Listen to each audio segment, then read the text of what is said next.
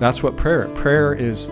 For me, prayer is that energy that connects you to the greater life, once again, that we call God, the greater energy, the greater breath. And how you pray is going to say a lot about how you understand God.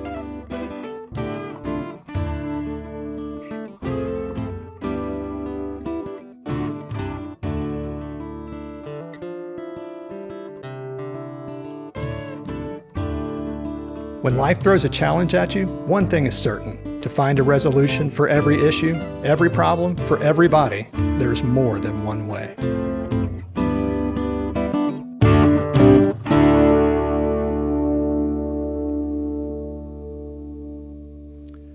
Hello, everyone. Welcome to another episode of the More Than One Way podcast. I'm Whitney Ross, and with me, as always, is my good friend Thom Rasnick. Hey, Whitney. Hey, Great Thom. to be here with you.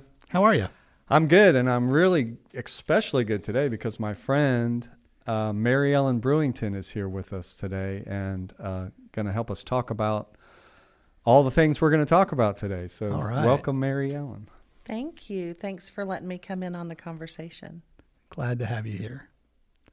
So today is another one of those topics that's kind of hard to get a handle on, but it's something that it's definitely been in and around lately. And we've talked a little bit about it, and we're going to talk about prayer.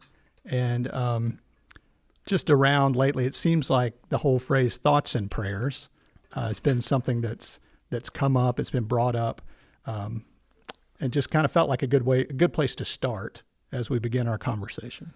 Yeah, I think it is a good place to try to get into this huge ocean of what prayer is.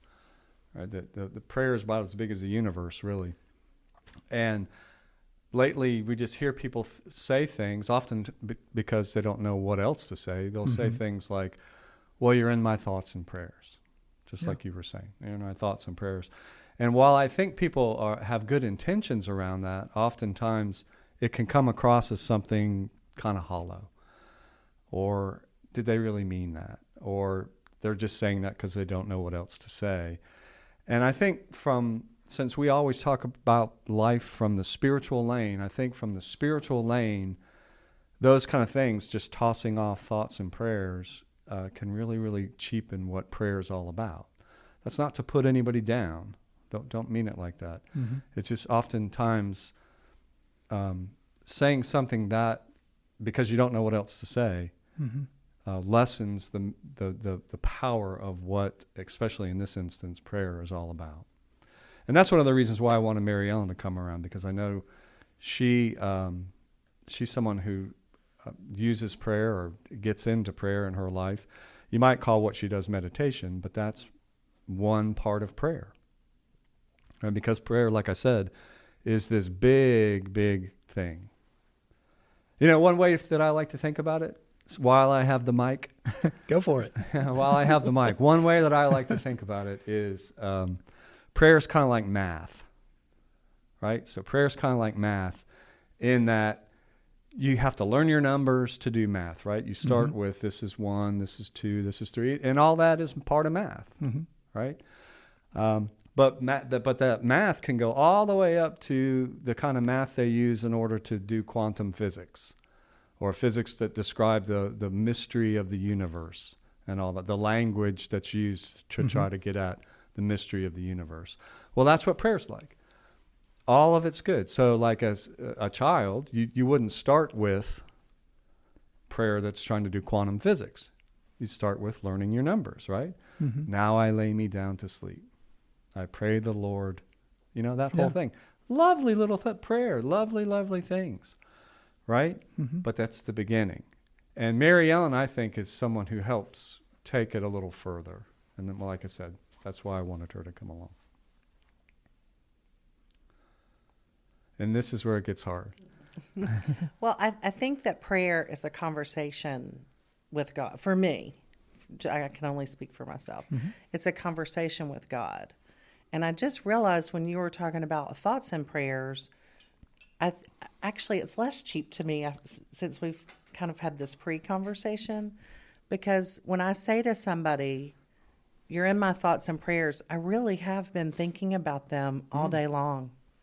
It might not be a formal sit down, God, hold this person up, but I'm holding that person in my heart with a lot of love throughout the day, and having a conversation with God or a person or a situation. So it's a continual conversation. So there's that piece of it. There's the conversation, and it doesn't have to be at a set time or a set place part of prayer, right? But what about the other side of it? The side that gets into listening. Okay, because if we're going to have a conversation, it's a two-way street, right? It's talking and listening. Once again, the "you're in my thoughts and prayers" oftentimes falls on the side of me talk, you God, however you understand God, listen, right? And it reminds me of a story. There was a guy who was Archbishop of Canterbury, which is the guy who's kind of the one of the top authorities within the Anglican Church that's all across the world. And his name was Michael Ramsey. And he was flew over to New York for some reason. And somebody from the New York Times was going to interview him and talk with him about religion and how religion was dying in the UK, where he was from, and was really starting to fade in the United States as well. And they were talking and chatting, and the person said, well, tell me about prayer, because prayer didn't make any sense to the interviewer. Prayer was kind of along the lines of what we were just saying at the beginning, like, well, it's just you saying something when you don't know what else to say. And he said, well, tell me about your prayer life. Do you pray? And he says, oh, yeah, I pray. And he said, well, how long do you pray? And Michael Ramsey said, well, I usually pray for about 30 minutes at least a day. And the guy said, well, wait, let me get something straight here. You talk for 30 minutes straight, and that's what you do? And Michael Ramsey said, no, I talk for 1 minute, and then I listen for 29. Mm-hmm. And that's, once again, what I'm trying to get at with the breadth and the depth of what prayer is. Mm-hmm. Nothing wrong with the talking part, but it's like 2 + 2 = 4. That's the talking part. To me, as we keep moving deeper into it, that's where we get into the listening side. The listening side of prayer. And I think that's a challenge, especially when we're in such an outcome-based world. Yeah. We kind of want to, I myself, even guilty of, did that prayer work? Did what I hope happen? And if I'm thinking about a specific situation or something I'm praying about, it's easy to get in that point where I'm judging it, which is really not what you're talking about. Yeah, so there is that side to prayer where it's I'm talking, and then within that it becomes almost like a transaction, and I'm wanting you, God, however it is you understand God, mm-hmm. to provide me with the best outcome that I'm asking for. Once again, there's nothing wrong with that. Mm-hmm. You're in a situation where things are like somebody's sick, or somebody needs prayers because they're just not feeling well, or seriously, their heart's in a bad place, mm-hmm. or whatever. Okay, so of course, yeah, you want to pray for a particular outcome to happen, but that sets up the transactional the transactional relationship, and that's one part of a relationship. Okay. So they've done studies around this kind of stuff. Duke did a study, Harvard did a study, and some other people have done studies where they were looking at outcome-oriented prayers, right? Somebody had some kind of heart disease. They went into the hospital to have some kind of a surgery, and they did these studies around, people praying for people to have a particular outcome for their surgery, right? And what they found was, by and large, is that kind of a prayer didn't have much of an effect. Sometimes you got the outcome that you were hoping for, but more often than not, you did not, is what they found in the study. But what they also found was that praying kind of in a more open-ended way, where it was less just, I need this to happen, this specific thing to happen, this person's heart to just be fixed, okay? But didn't work as well. But when you prayed in a more open-ended way, something along the lines of, please bless this person, or be with this person, or God's will be done, that those kind of more open-ended prayers had a greater effect. And by greater effect, they meant it had an effect on the person, not necessarily the outcome of the heart, but it had an effect on helping the person be more calm, helping the person feel a sense of love and presence from the people who were praying for them. And it helped in the healing after the surgery as well, that they had support and care. And then the kind of mysterious part of it as well. Does that make sense? Yeah. Yeah. It's that greater consciousness thing, that collective consciousness. Yeah. When we all get focused on one person or one thing or one situation and try to elevate up and really breathe love into that. Yes. Without an expectation of the specific outcome. Yes, that love means this person, couldn't walk before, now can walk. It doesn't work exactly like that, but that they feel the love and feel the support and all that. And that those things help in healing. Right? It's not a fix, but it helps in healing. And once again, that's the mysterious power of prayer. That's the mysterious side of it. It's not this person's going to get fixed, but it does have an effect on the person. Well, tell a story that a friend of ours was talking about. Her daughter was extremely ill, and was in the hospital up at Cleveland Clinic.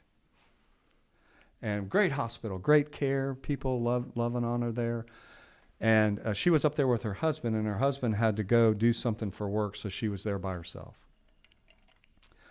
And she was kind of in a lot of pain and in a lot of fear and in a lot of all the stuff that can go around when you're in a hospital with a very sick person that you love. And so she kept in contact through text and other things with her family.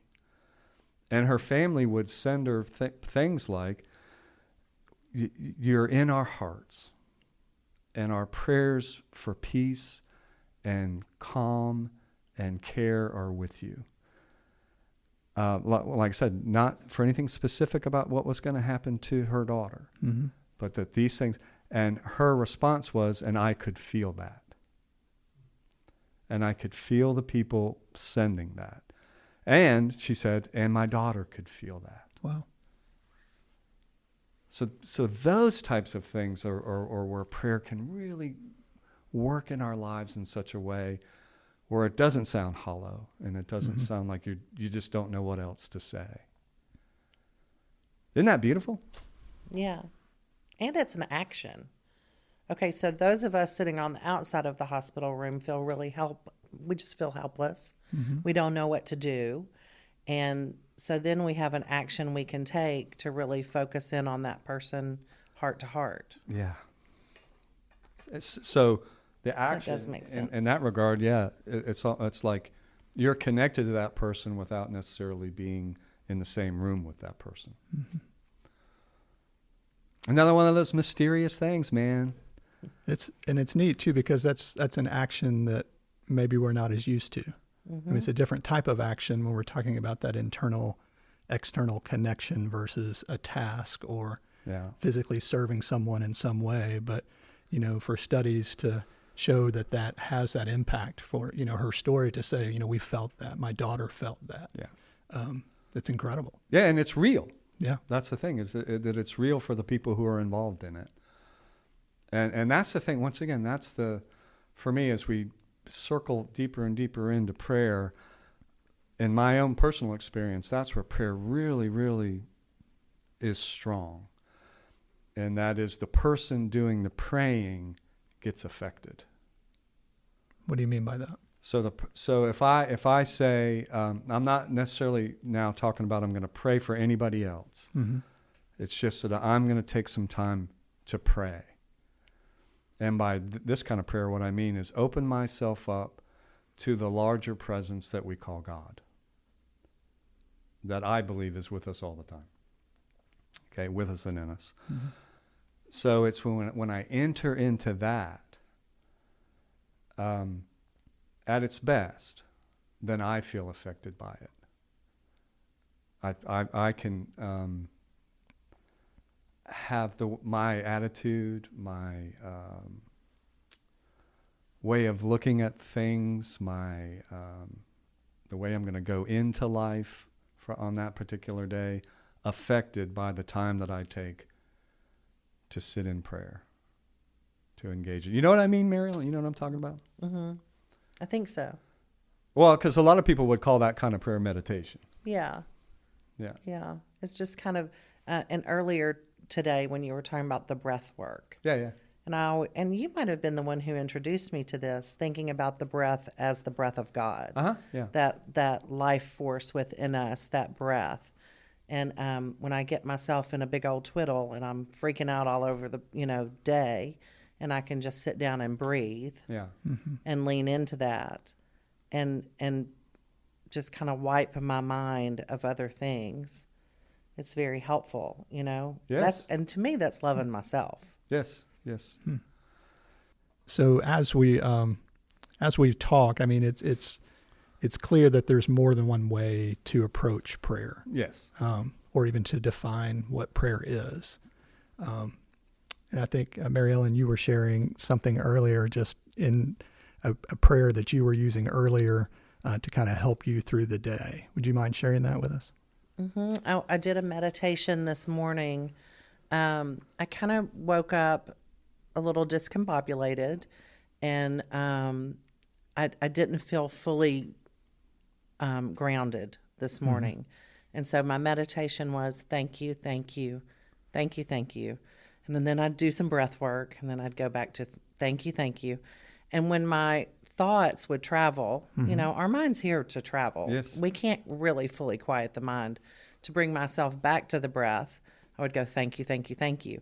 And it sounds very just kind of, words I'm throwing out into the universe.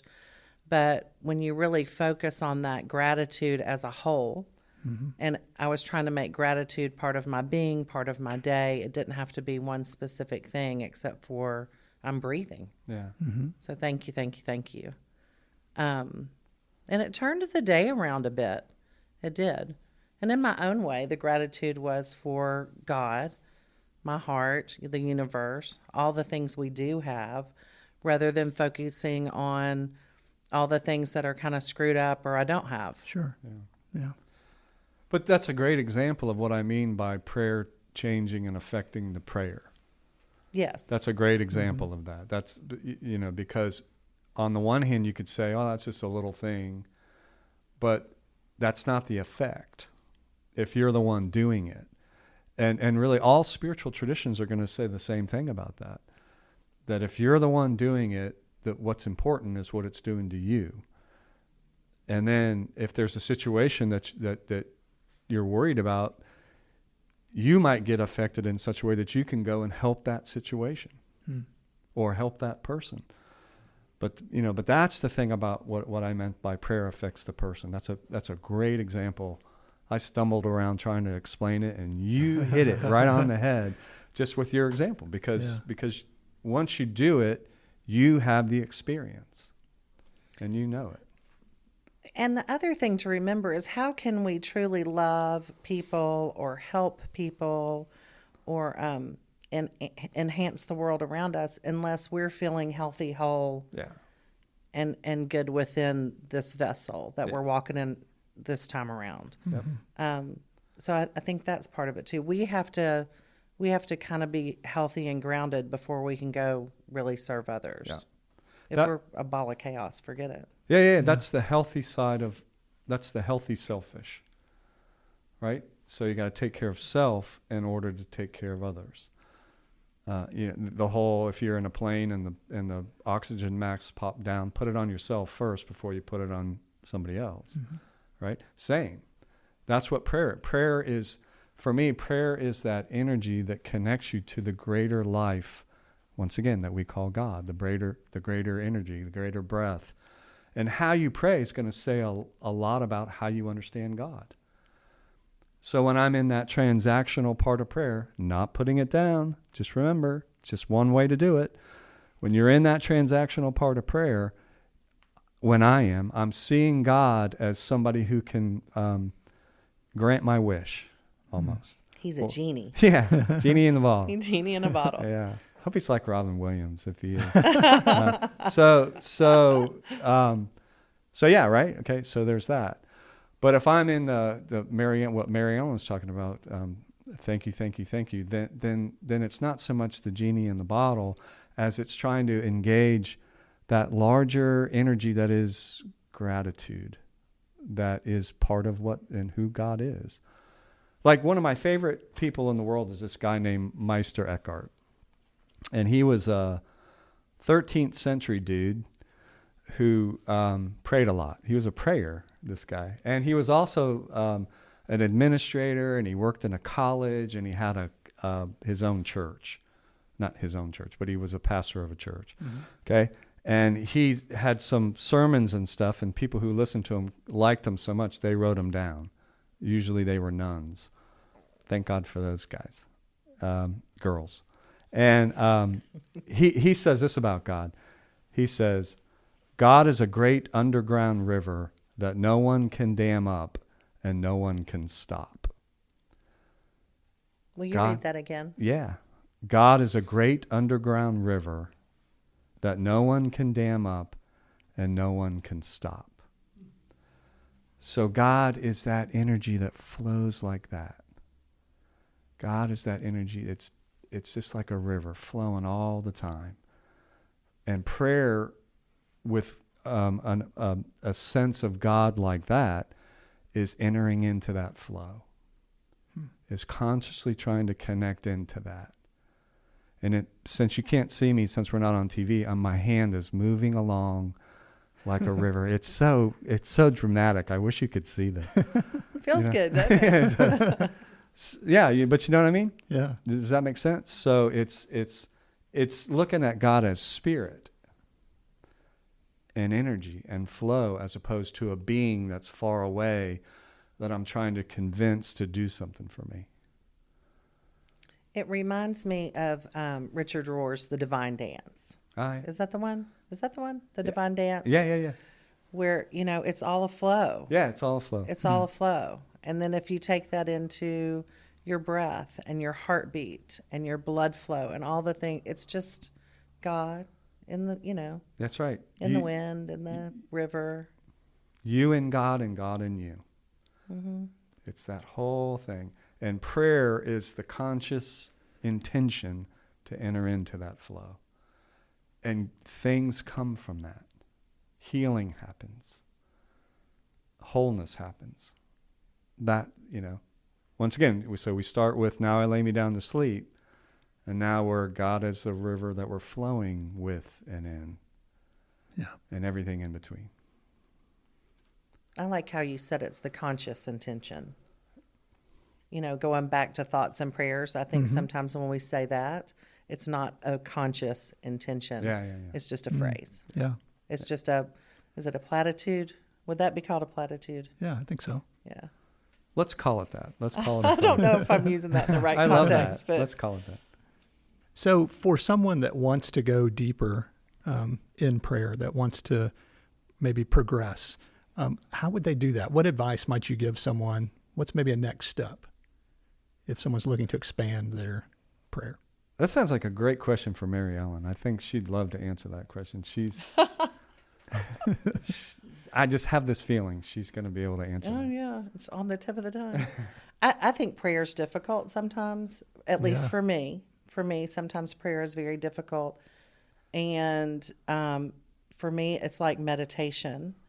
People often ask me or tell me that they can't meditate, they can't sit still. They think there's only one way to do meditation, and you can do it while you're running on a treadmill or sitting on a cushion. But it is practice, and you have to be intentional in that practice and take the time to do it. if it becomes important in your life. And so I think prayer becomes practice too. Mm-hmm. You know, a lot of times when I'm not really great about coming to church on Sundays, like this last Sunday I was in church, and just hearing the prayers that we say, that I've said since birth in church, those, is it the liturgy? Is that what we call it? Practicing those is a way to enter into prayer for me and be intentional about it. Yeah. Yeah. So, well, I love that you said that there's a variety of ways, more than one way, because there is, and so much will depend on your temperament and your willingness to stick with it. So trying different things. So for instance, and we've mentioned this some before, say you're a gardener. Well, gardening is a great place to get into the flow, get into some kind of a prayer. Mm-hmm. A mantra like that Mary Ellen talked about, thank you, thank you, thank you, as you're gardening, is a lovely prayer and a lovely way to deepen into it. So that's a way to do it. There was another dude, they're always dudes, back in the whatever time, like the 12th, 14th, 15th century, something like that. His name was Brother Lawrence. And he was the guy who worked in the kitchen in the monastery where they were a part of. Mm-hmm. And he decided that his prayer life was going to be in cooking and in washing the dishes and in doing that, because there he was really intentional about why he was doing what he was doing, and that was because he loved the people he lived with. And so he started a thing called finding the presence of God in the dishes as you wash. So you can pray while you're washing dishes, or you can pray while you jog. It's a way of being mindful. It's a way of being mindful. It's a way of just being where your feet are. Yep. Yeah. Right? Yep. And I love that idea of it being in and among just the everyday things versus it being something that you have to set aside a time and a location, and every other setting has to be just perfect. Right. And then it might move to that. It might move to where you're set. You need to sit for a while. You need to have a certain amount of time. And like I like to do, pay attention to your breath, and that might end up being where you find a deeper sense of prayer. Mm-hmm. But the big thing that Mary Ellen, I want to reinforce that Mary Ellen says that it is a practice, and you just have to try. So we thank you for spending the time with us today, and we especially thank Mary Ellen for joining us. Thank you for being here with us and sharing your thoughts and wisdom. Thank you for sharing with me. Thank you. And we invite you to think about this topic on your own, to really step in and consider what prayer is, what it means, what it can be. And we'd love to hear, as you do that, what are you learning? We'd love for you to reach out to us. You can reach out to us via email or social media, and we would love to hear just what your thoughts are around this topic as we explore it together. Thanks so much for being with us.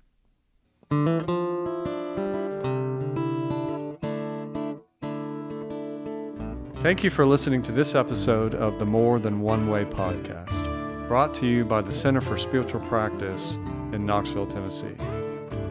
We really appreciate your time and would love to hear your feedback. You can reach us by emailing hello@morethanonewaypod.com, or you can connect with us on social media using the handle @morethanonewaypod.